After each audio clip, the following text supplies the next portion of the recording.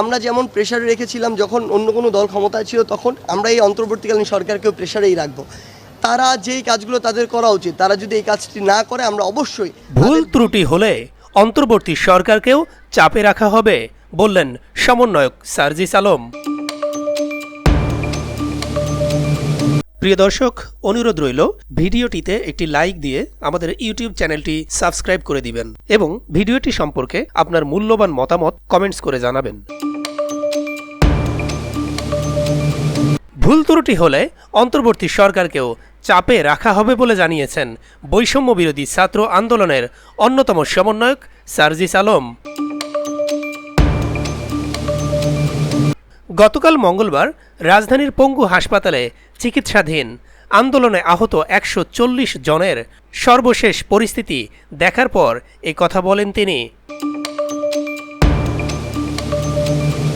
এ সময় আন্দোলনে আহতরা এখনও পর্যাপ্ত সহযোগিতা পাচ্ছে না অভিযোগ করে সার্জিস আলম বলেন, লাল ফিতার দৌরাত্ম্যের কারণে সরকারি সহায়তায় বিলম্ব হচ্ছে। বিভিন্ন ব্যক্তি ও প্রতিষ্ঠানকে আহতদের সহায়তায় এগিয়ে আসার আহ্বান জানান তিনি।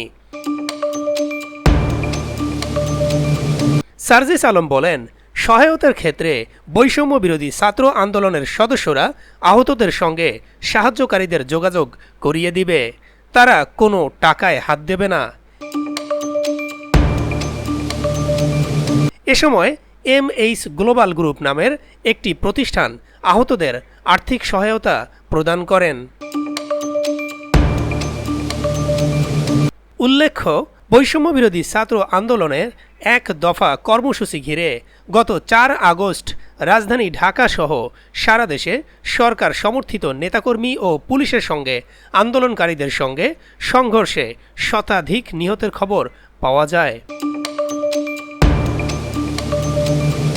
এর মধ্যে সিরাজগঞ্জের এনায়েতপুর থানায় ১৩ জন ছাড়াও কুমিল্লার ইলিয়টগঞ্জে পৃথক হামলায় হাইওয়ে থানার এক পুলিশ সহ মোট ১৪ জন পুলিশ সদস্য নিহত হন।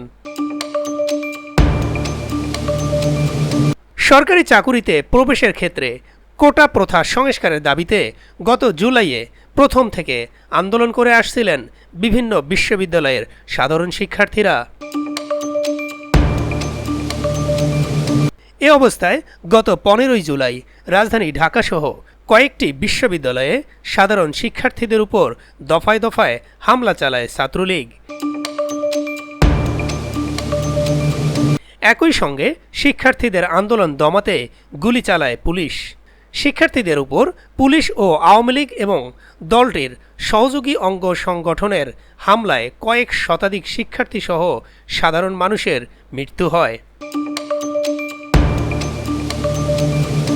এ অবস্থায় শিক্ষার্থী ও সাধারণ মানুষের বিক্ষোভ ও আন্দোলনের মুখে গত ৫ই আগস্ট দুপুরে প্রধানমন্ত্রীর পদ থেকে পদত্যাগ করে ভারতে পালিয়ে যান শেখ হাসিনা। এরপর ৮ই আগস্ট রাতে অন্তর্বর্তী সরকার গঠন করা হয়। এতে শান্তিতে নোবেল বিজয়ী অর্থনীতিবিদ ডক্টর মোহাম্মদ ইউনূসকে প্রধান উপদেষ্টা করা হয়।